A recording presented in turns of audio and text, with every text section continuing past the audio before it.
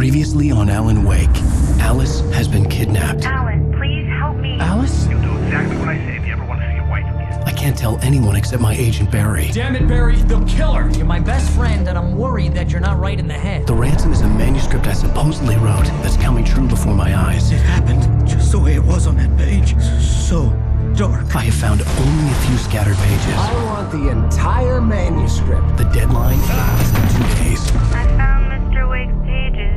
Good girl. How the hell did she get her hands on the manuscript anyway? I don't know. She's resourceful.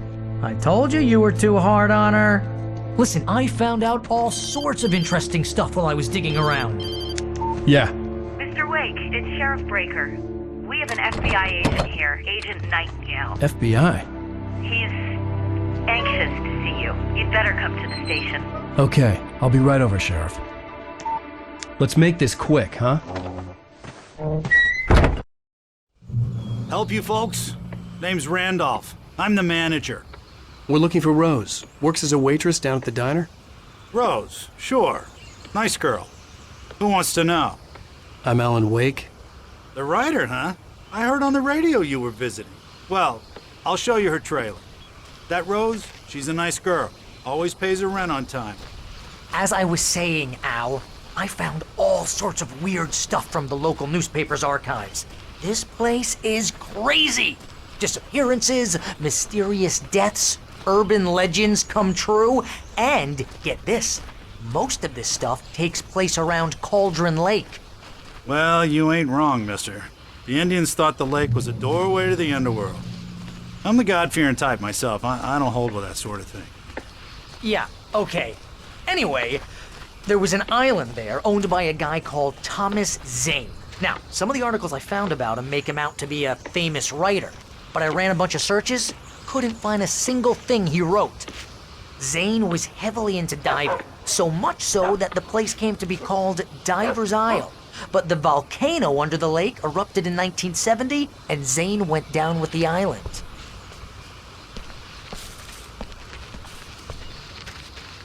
Yeah, how about that? It was there in the morning, as if it had fallen from the sky. But it would take a tornado to lift something like that. We're damn lucky it didn't crush any of the trailers.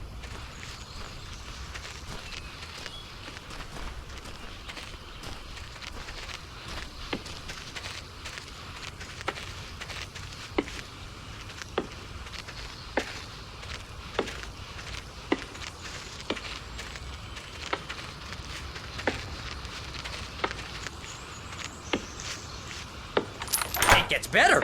A local girl, Barbara Jagger, drowned in Cauldron Lake just a week earlier. They were lovers. Sure, Jagger's a local spook story. The Scratching Hag. Comes for you in the dark. Childish stuff like that. Anyway, Al, I'm just getting to the best part. All of the articles about this stuff were written by Cynthia Weaver. I asked around, and she's that crazy bag lady you met. What, the lamp lady? She can be a little loopy, but she's not homeless or anything. Yeah, anyway, she knew both Jagger and Zane before they both died, and she had some kind of a breakdown.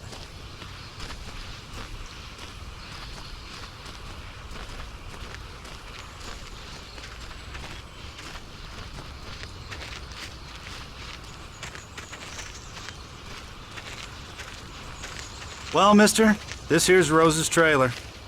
You mind me asking what you want with her? We're just here to talk to her, pal.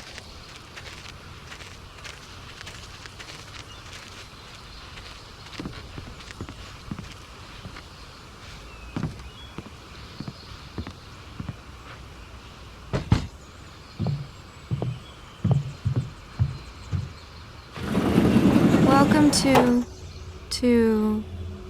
Oh dear, Mr. Wake. I'm so glad you're here. Rose, you have my manuscript? Oh. Oh, yes. Yes. Please, come in.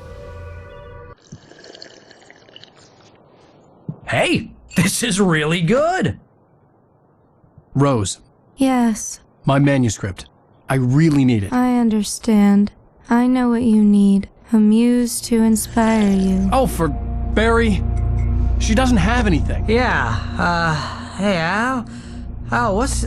Oh... Barry! What? What?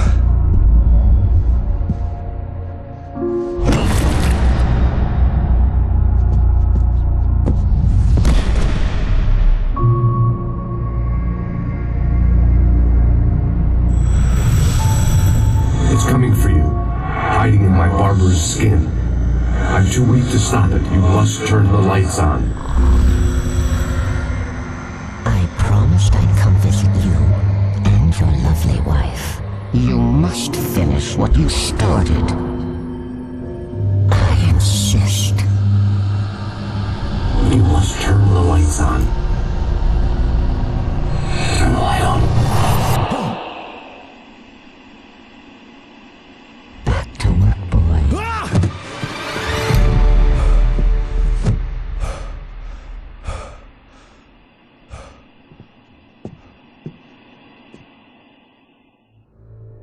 I felt nauseous, hungover.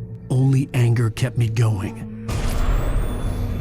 I can't tell reality from dream anymore, but it seems I have an imaginary editor to help me. She's an old woman in a funeral dress. I call her Barbara Jagger. She's very strict. I'm writing faster and faster. My manuscript is being heavily revised. The edits are getting very aggressive, and each day there's less of me and more of her. I hate it, but I know she's right. She promises me I can save Alice this way. She knows more of this than I do. About the complex incantation I'm attempting. About this place. She's worked with another writer under similar circumstances, Thomas Zane. The genre of the story seems to be shifting. It's turning into a horror story. I'm getting close. I can feel it.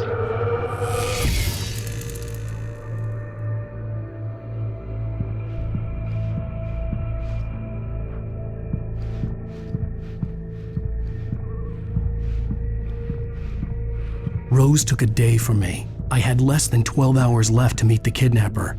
All I could do was get Barry into the car, work something out once I got on the road. Welcome to the Oh Dear Diner. What can I get you today? Coffee? I couldn't work up much hate for Rose. Something had used her to get to me and left its mark. My gun and flashlight were gone. I'd have to find a way to get Barry into the car as quickly as possible. There was no time to waste. Mr. Randolph liked Rose. That little smile she had. How she was still sweet when life had tried so hard to make her bitter. It wasn't any of his business what she did in her trailer. But those strangers, the writer and his smart-ass sidekick, looked like trouble. And they'd been in there for hours, way past her normal bedtime. He reached for the phone and called the sheriff's station.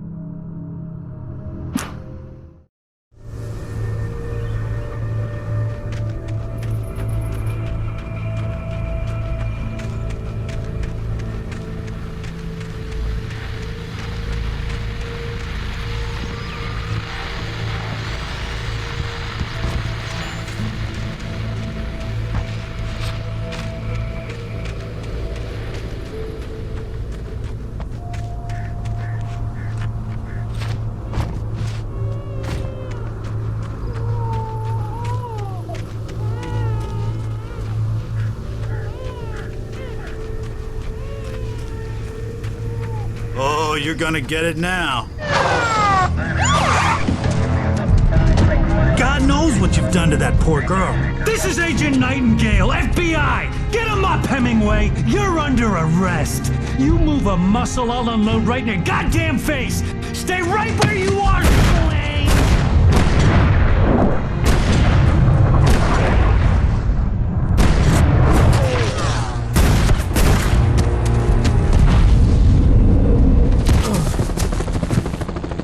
What are?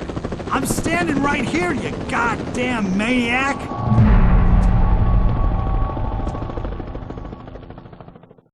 I hated to leave Barry behind, but there was no way I'd miss my appointment with the kidnapper. Give it up, Mr. Wake! Come on! Take it easy on him! Get up! Don't let him get away! Move it! Move it! Move it! I'll have you shot if you let him get away!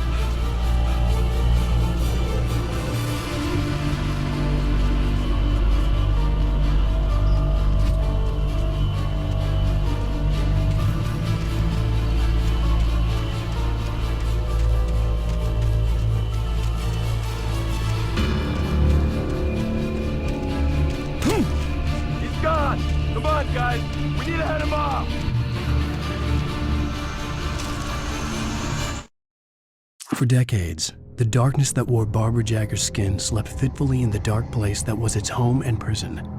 It was hungry and in pain. It dreamed of its nights of glory when the poet's writing had called it from the depths and given it a brief, terrible taste of power and freedom. The rock stars had stirred it from the deep sleep the poet had sunk it back to in the end. When it sensed the writer on the ferry, it opened its eyes.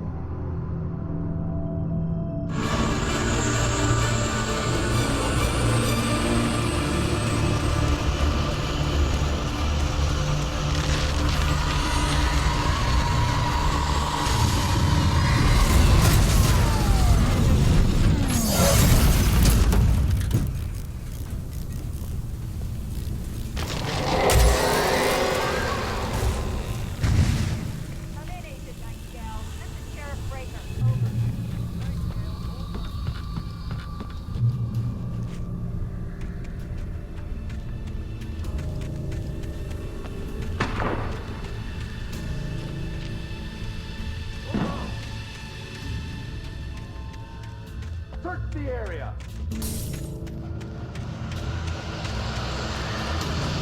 Stay sharp. This way. Over here.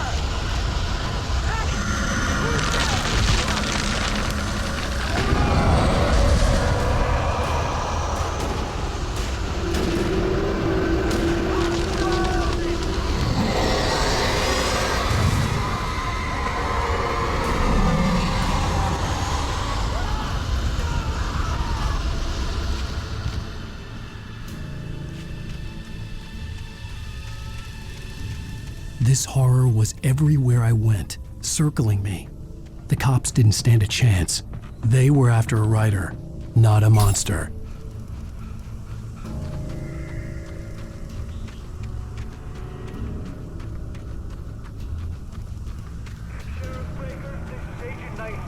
I've lost contact with person that you assigned to me. It's Blake's doing. Wait, are you seriously telling me that geek writer just took out my deputies? Are you kidding?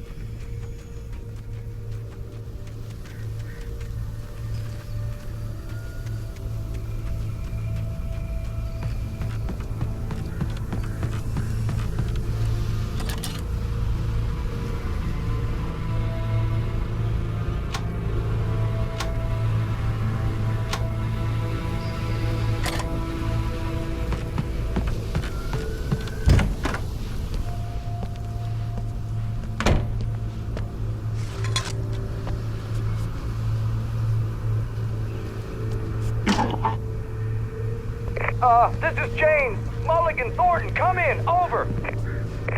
Thornton here. James, we got both Wheeler and Rose in custody. They didn't put up a fight or anything. Why, they were... Hey, what are you... Come on! Sit down and give me that. James, Mulligan here. Over. Go ahead, Mulligan. Over. We got Wheeler and Rose here.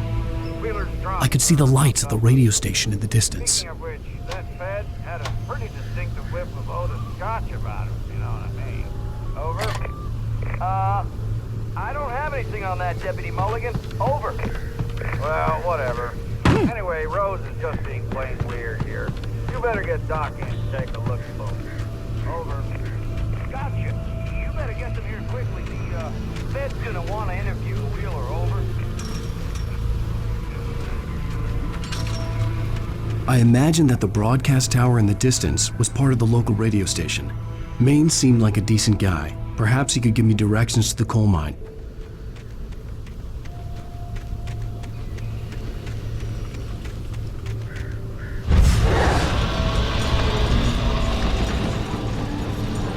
Unnatural shadows clung to the gate. The darkness that was after me was trying to stop me. I wouldn't get through without light.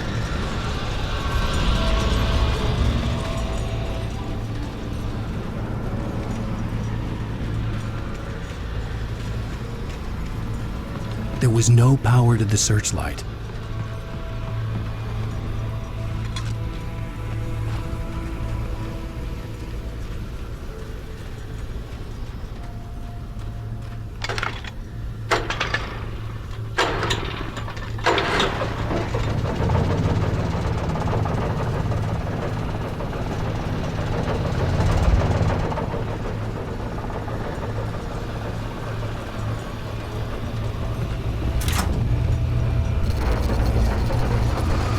The old generator conked out.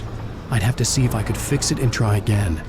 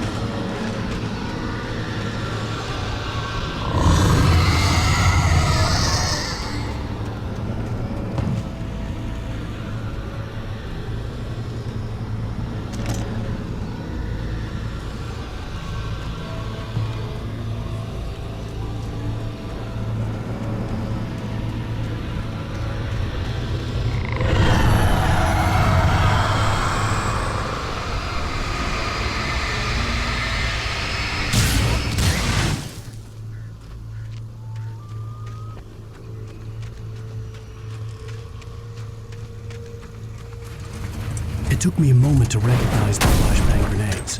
They were an ideal weapon for my situation. Team 1, come in. Over.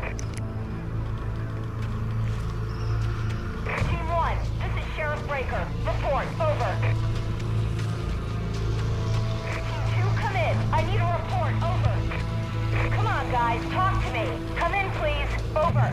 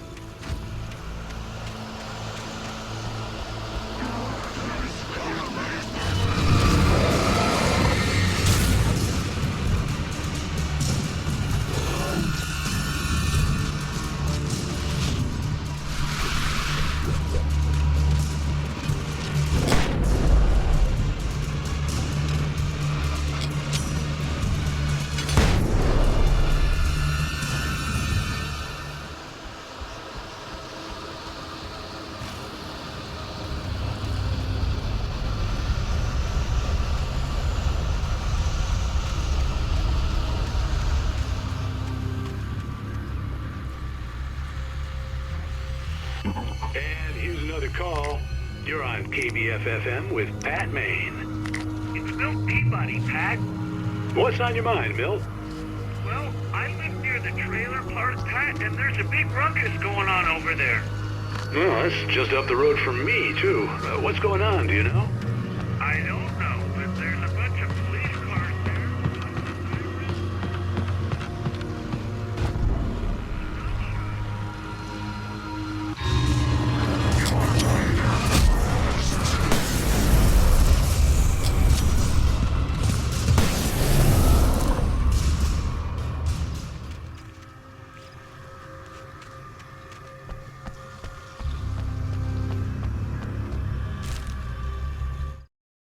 Touched by the dark presence, Rose was lost in a dreamland where everything was drawn in black and gray crayons. The old lady had promised her that all her wishes would come true. She would be Alan Wake's muse. She was smiling so hard it hurt her face. She crushed a bottle full of sleeping pills into the coffee. Deep down inside, she was screaming in terror.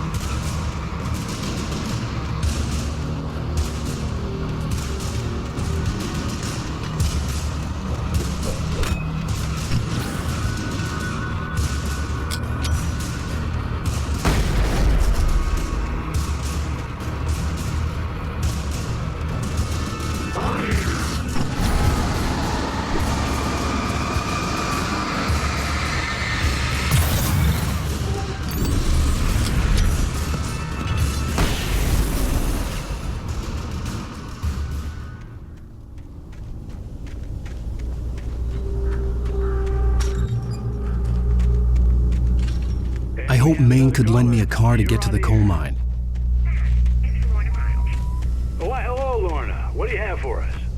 Well, I just don't see why the cops bother with the trailer park. What do you mean?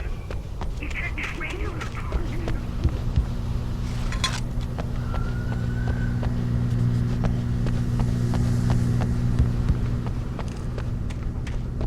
Well... Let the transport themselves out. I'm sorry, but my granddaddy settled in Bright Falls in 1911. Well, thank you very much for that compassionate viewpoint, Lorna. Oh, here's a little surprise. The famous writer Alan Wake just walked in. Folks, I'm going to see if I can talk him into an interview. Come on in, Mr. Wake. Oh, I'm so glad you could find the time to do this, Mr. Wake. Nowhere to run now, Dan Brown. You back away from me. Don't hurt. Whoa. Everyone calm down. Put the gun down. We're all friends here, right? Cool your jets, Nightingale. We got him. What the hell's the matter with you? There's a civilian in there.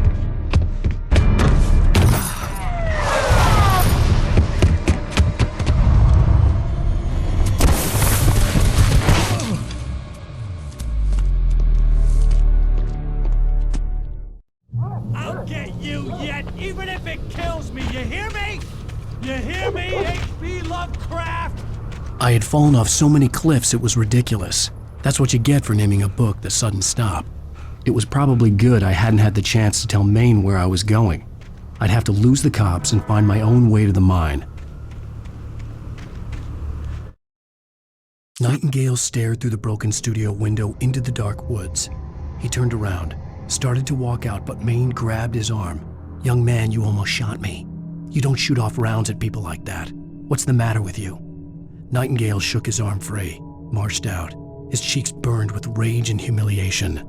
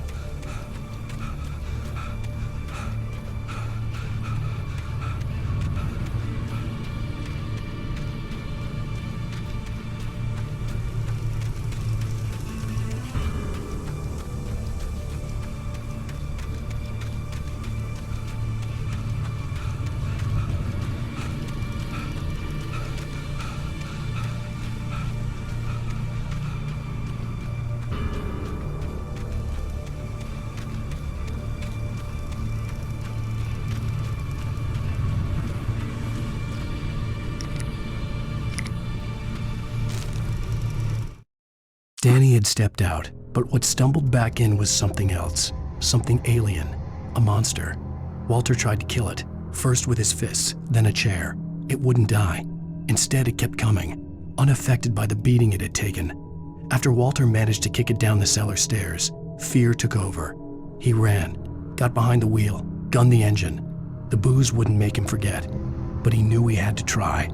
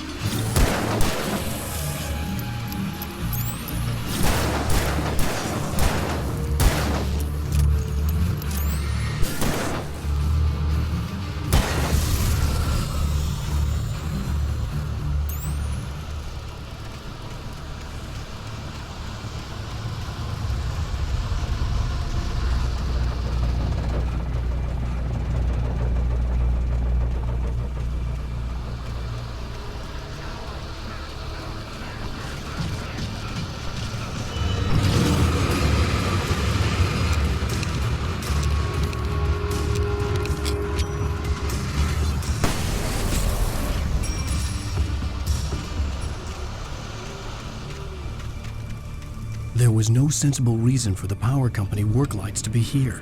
It was almost as if they'd been left for someone like me to use.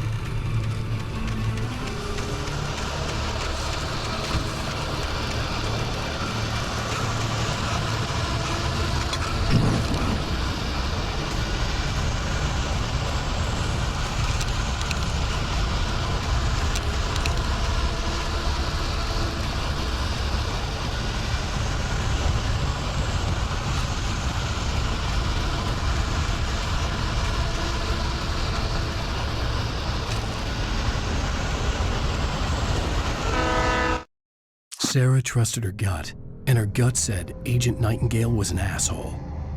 He felt wrong, and it wasn't just the smell of stale booze. It was in the way he flashed his badge, pulled rank, the look in his eyes when he wanted answers.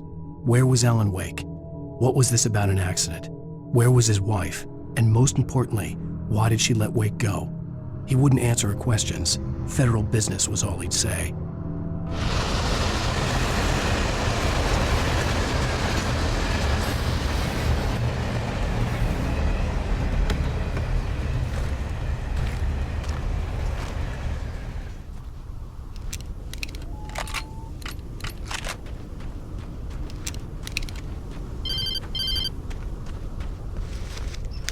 Hello? The most stubborn man I've ever met. Alice? Alice? Alan, I'm so afraid. He keeps me in the dark. Please help me. I look at you, Alan, and it's not you. Something else. Looking out from behind your eyes. Alice, I'm here. I'm so alone here. It's all gonna go to hell. You need to be careful. Cooperate. The connection had been terrible, but that wasn't the only thing that hadn't been right with the call. She sounded wrong somehow, but she had called me.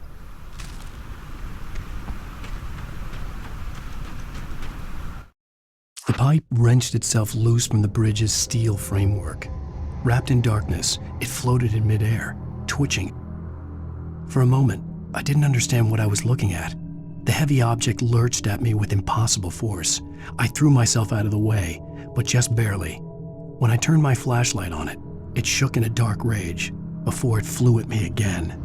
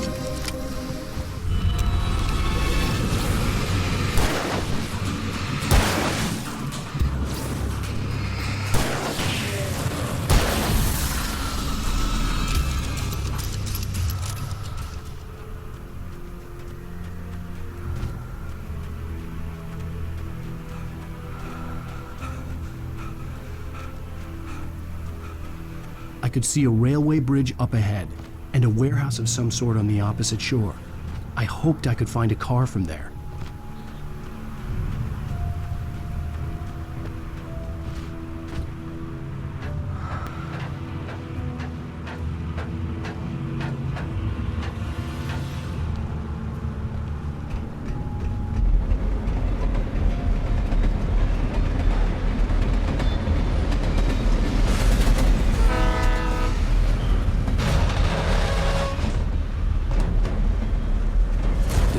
That was pursuing me was growing stronger, and it was taking over everything in its path. What the hell?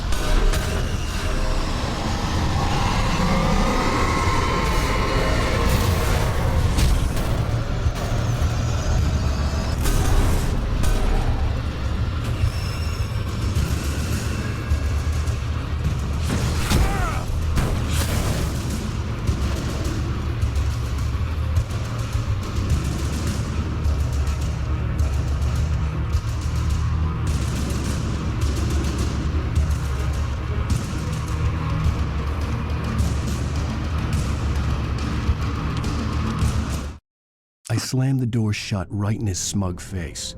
He pleaded for me to open the door. True to form, the asshole actually thought I would obey. I had no sympathy left, no guilt either, not for him. I took a moment to savor the scream. I bet I had a smile on my face. It was all that I had time for. The dark presence was inside the lodge with me. As a teenager, just starting to get interested in writing, Stephen King had been a source of inspiration to me. I thought about all the inanimate objects that had come to life in his books. No one is safe in a good horror story, certainly not the protagonist. That's what makes them fun. This was anything but. The darkness could possess anything, and it was getting closer.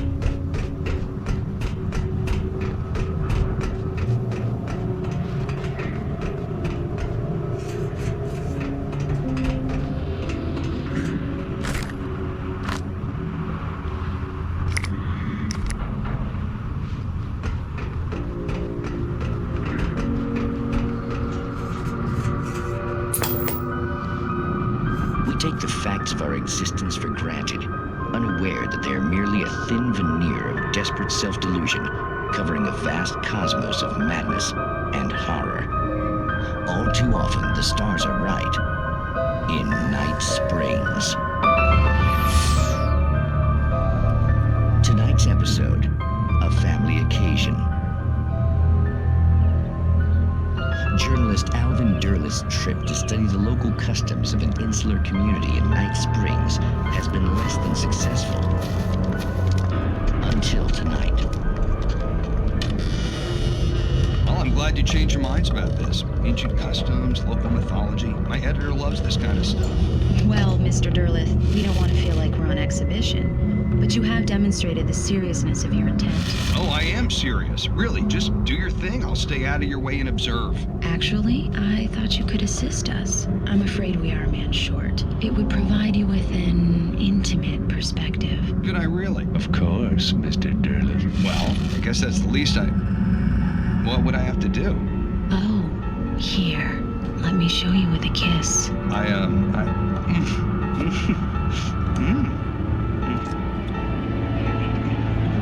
What did you...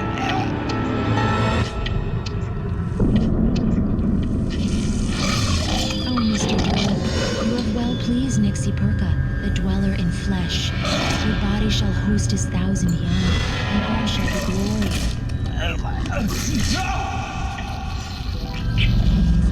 Shh, darling, be calm. Shh. Alvin Derleth learned a harsh lesson. If you go looking for mythology, it may come looking for you. And such quests always bear fruit. Night Springs.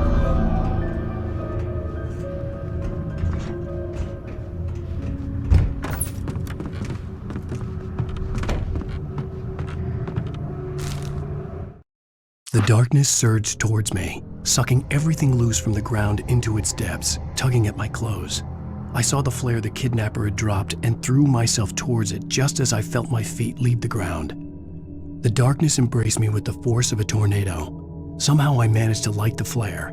The darkness roared and cast me away. I fell toward the dark waters of the lake far below.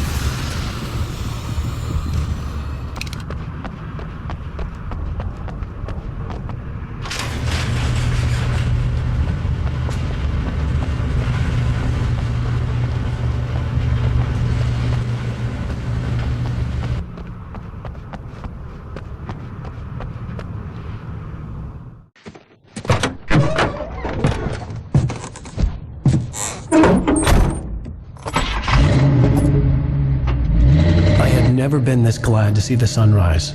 I had a couple of hours to get to the coal mine.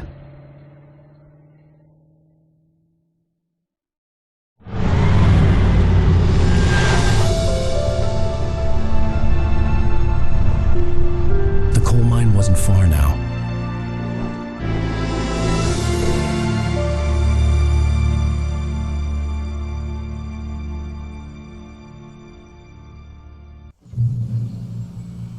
Today, I would meet the kidnapper, and he would give me Alice. I wouldn't give him any other choice.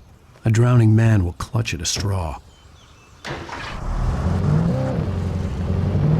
Little by little, without realizing it, I'd come to believe that the story in the manuscript was coming true. The current of its narrative had taken me deeper and deeper into dark waters. Alice had been taken from me. Barry was probably in jail. I was a fugitive from the FBI. The whole world taken over by the dark presence was trying to destroy me. It all felt real, but it matched a textbook case of insanity.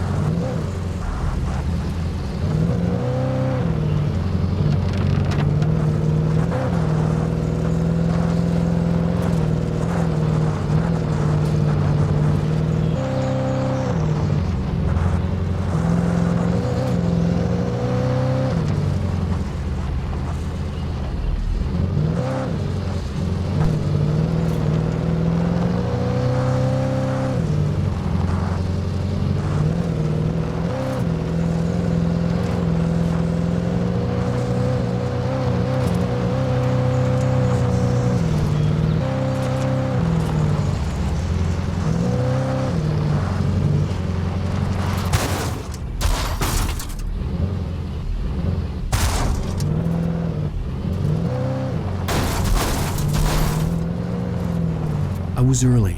I was supposed to meet the kidnapper at noon in the main building. The coal mine was quiet. It was a museum now.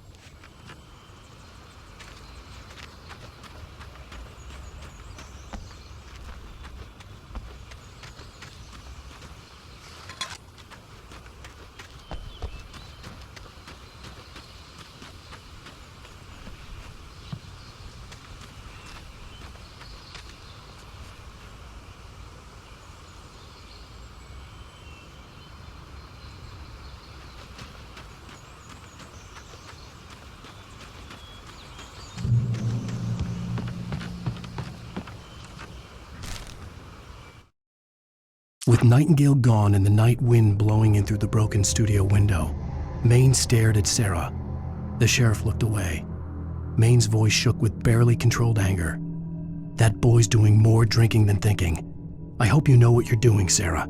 He's got a sickness in his eyes. You take my word for it. He wants Wake for a reason, and it's not for anything good.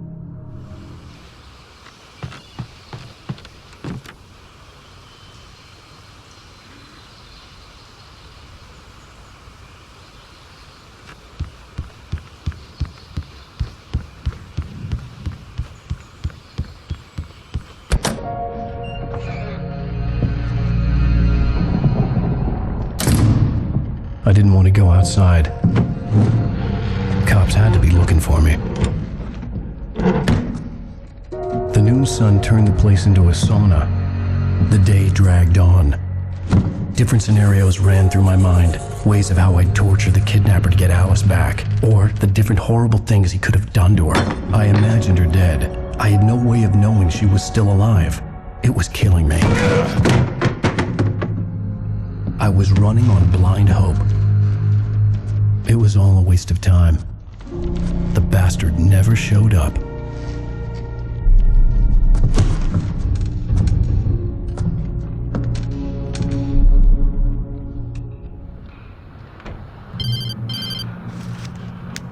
Wake! Where the hell are you? Change of plans. You know where Mirror Peak is? It's a big mountain north of where you are. You follow the path from the mine, you can't miss it. There's a lookout point there. I'll be waiting. I'm through being jerked around by You you. want to see your wife alive? Because if you do, you better watch what you say to me. Do we understand each other? I want to talk to Alice. Yeah, and I want the manuscript. Don't keep me waiting, Wake. Hello? Hello? Ah! I'm gonna kill him. I had to get to Mirror Peak.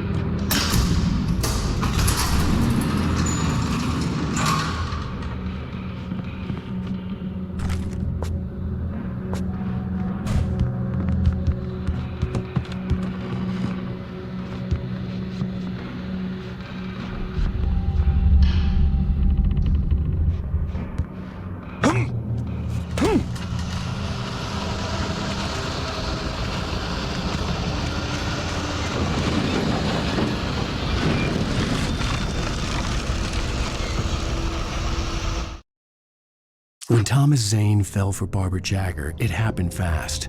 She was young, vibrant, and beautiful, full of life. He had never been a very happy man, and without any seeming effort, she had changed all that. Zane felt good for the first time in his life. Everything she did was another piece of a jigsaw puzzle he hadn't even known he'd been missing. And best of all, she made the words flow, strong and sharp. She was his muse.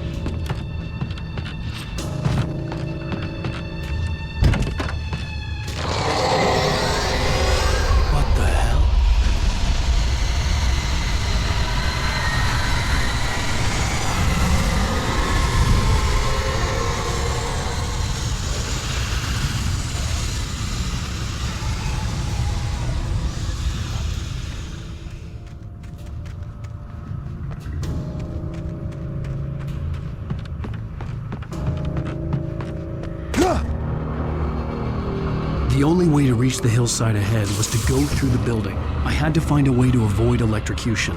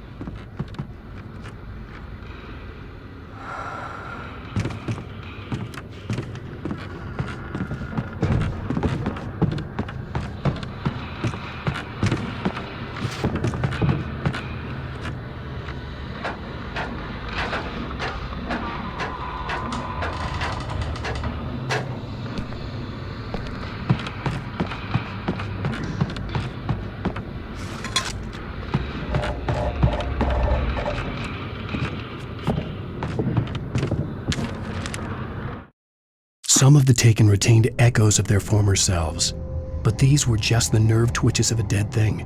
Nothing remained but a shell covered and filled with darkness. In most cases, these puppets were enough for the purposes of the dark presence. But for anything more elaborate, as with the writer, it was different. It needed his mind. And so rather than taking him over completely, it merely touched him.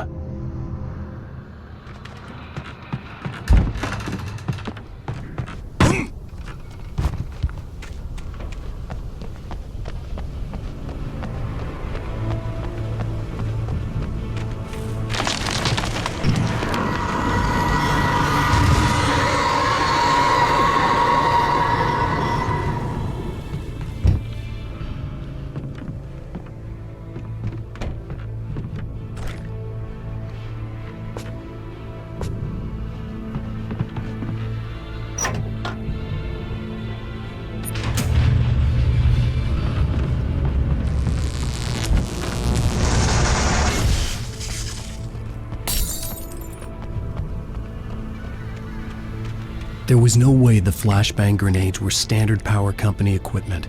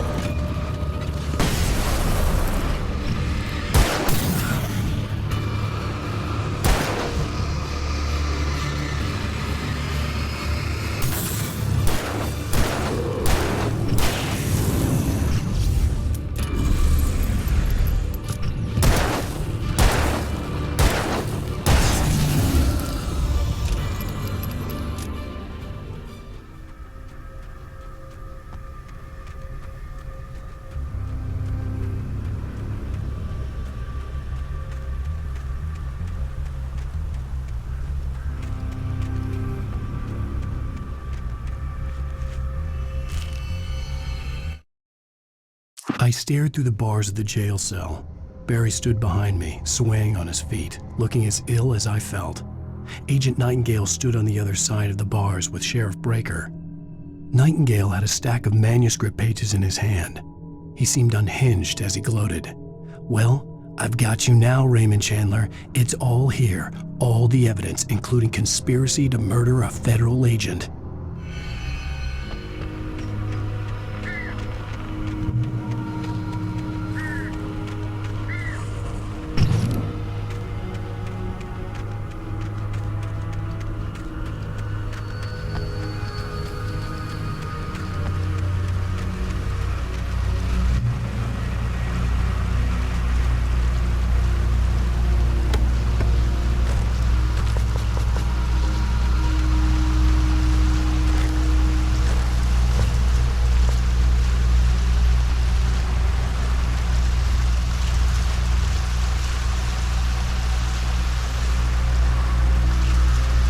I had no real plan. I was going to give the kidnapper all the manuscript pages I had for Alice. If that wasn't enough, I'd hold him at gunpoint and make him talk.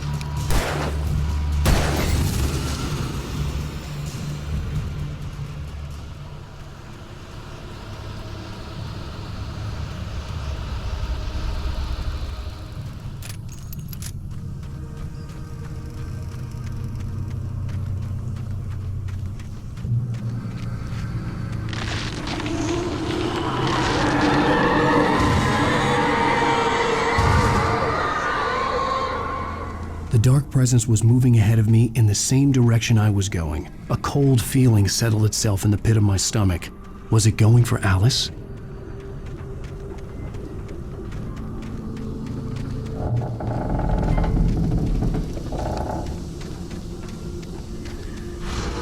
The graveyard shift may cause cancer.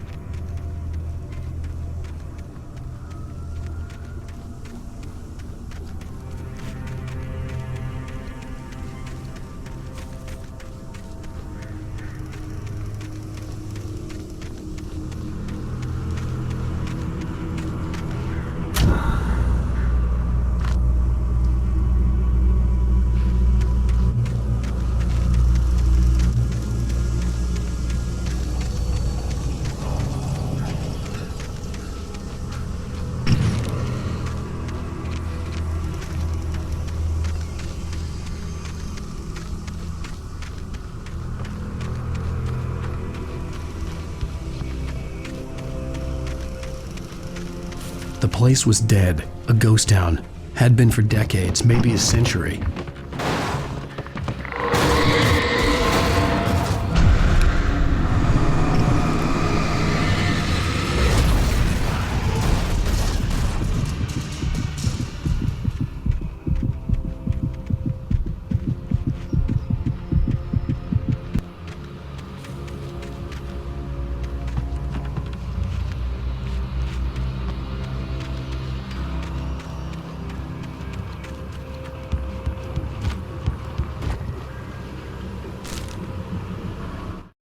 Things were never as simple in real life as in fiction. I had lost count of the times I had wished there'd be a clear reason for my writer's block. Something to fight, something to lash out on. There wasn't. I was filled with doubt. I was nothing like the hero in my books. Alex Casey had gone through his life with single-minded determination, never wavering from his goal. Even now, I was angry at myself, angry at Alice, angry at Barry. I was fumbling and I had no plan.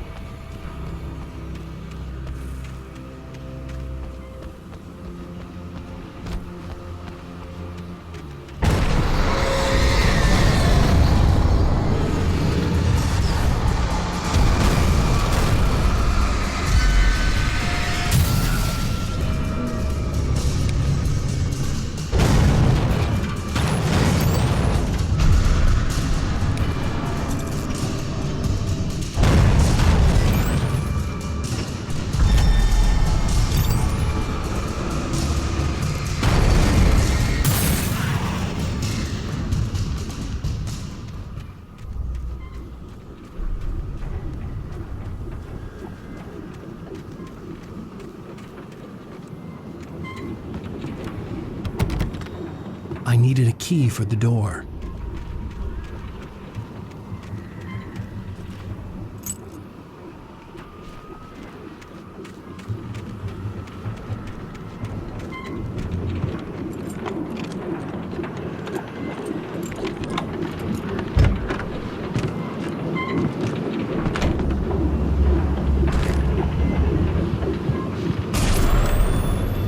Anything outside of writing is a struggle.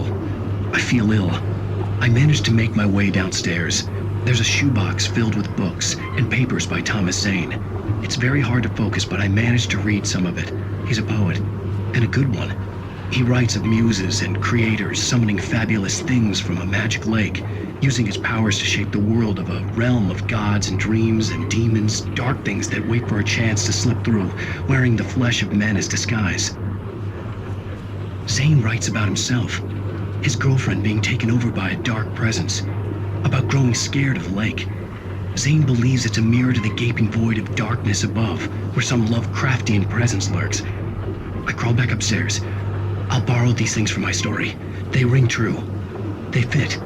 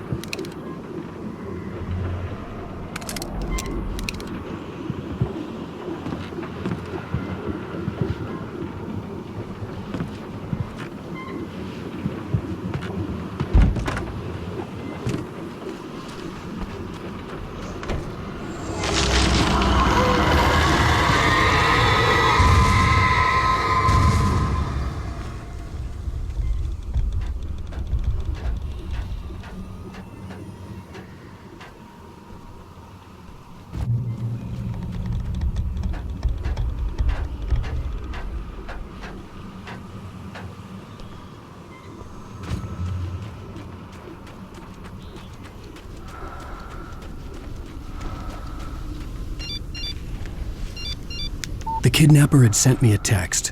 The message was full of spelling errors and insults. It was telling me to hurry up.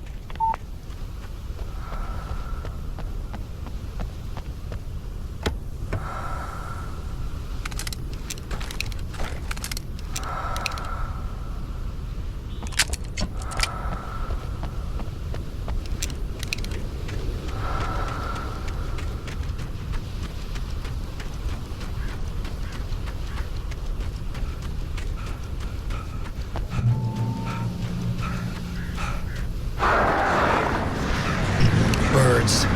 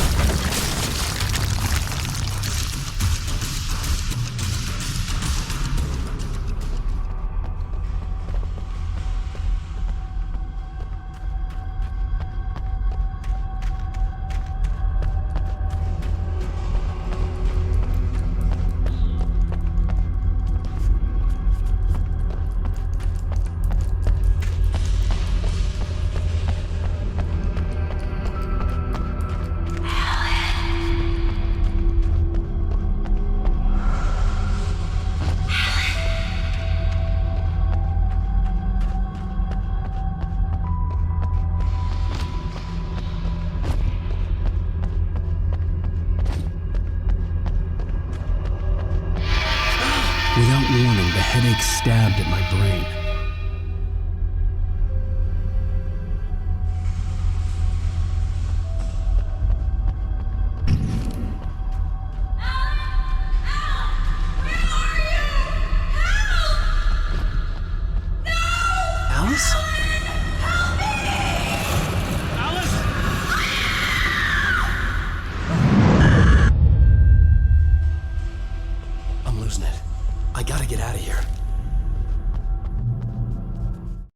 The hunters were big, thick-set men, confident and at home in the woods.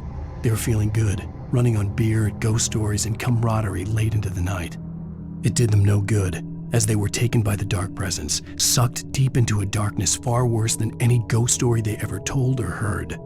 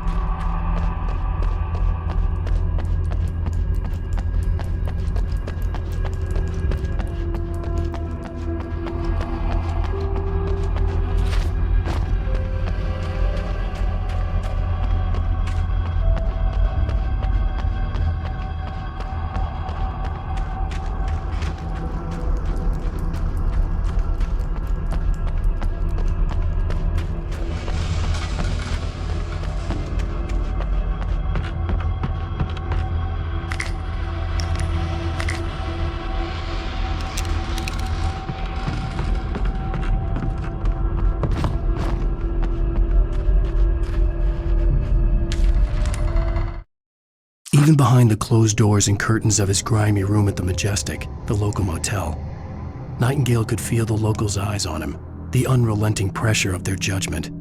He forced it out of his mind. For all he knew, they could all be under Wake's spell already. You do what you have to do to get the job done. He took comfort from the bottle in his hand. Please, he thought, just let me get through this.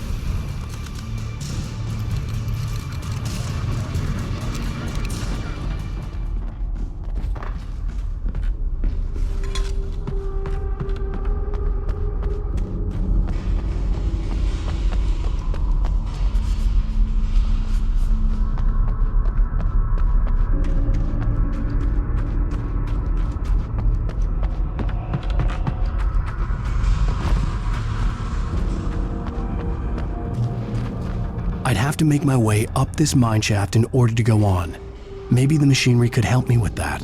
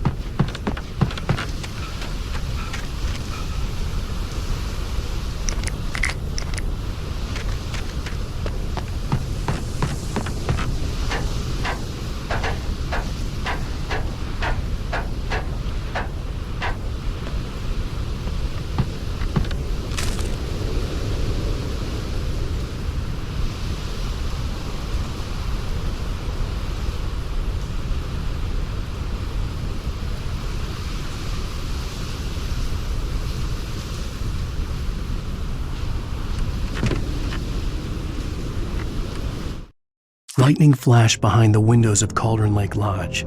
Tor Anderson laughed and held the steel hammer above his head. Nurse Sinclair was trying to calm him down without success. Tor grinned madly and shouted, "My hammer's up. Here's a friendly poke from Molnir, wench." He brought the hammer down with all his might on Sinclair's head. "We're on a comeback tour, baby."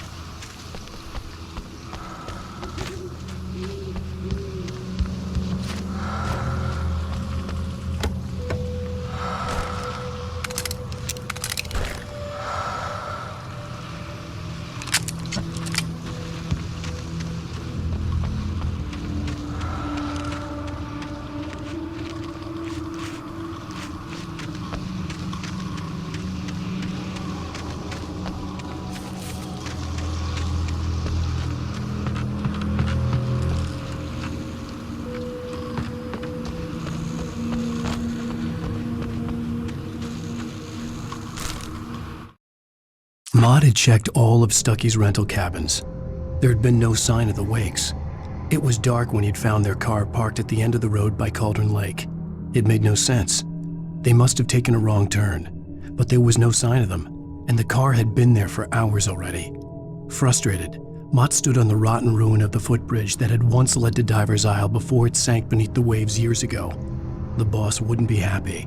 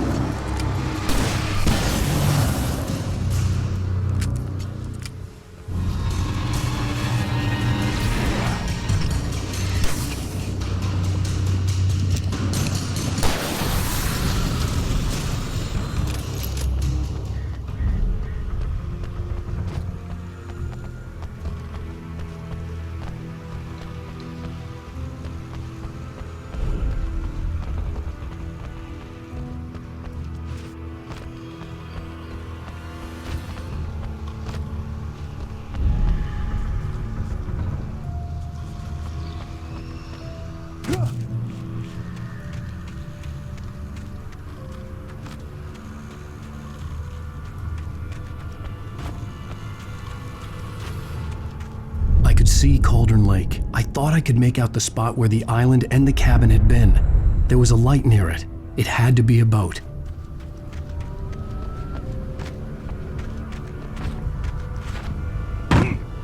I was close now. I had to get there fast. I dreaded what I would find. I tried to hold on to Alice, but her form melted away. I was losing control. Dr. Hartman stood in her place. I wanted to hit him, but my arms were jelly. He smiled. It was a reassuring smile, and I hated him for it. I had to give you a sedative. Don't fight it. You went through another rough period. Right now, it's very important that you stay calm. We don't want you to have another episode. You're a patient at my clinic. Have been for a while now.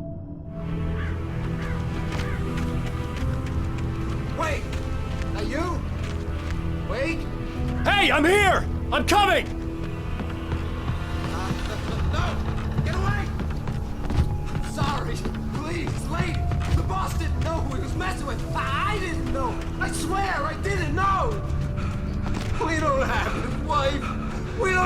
is! She's probably drowned!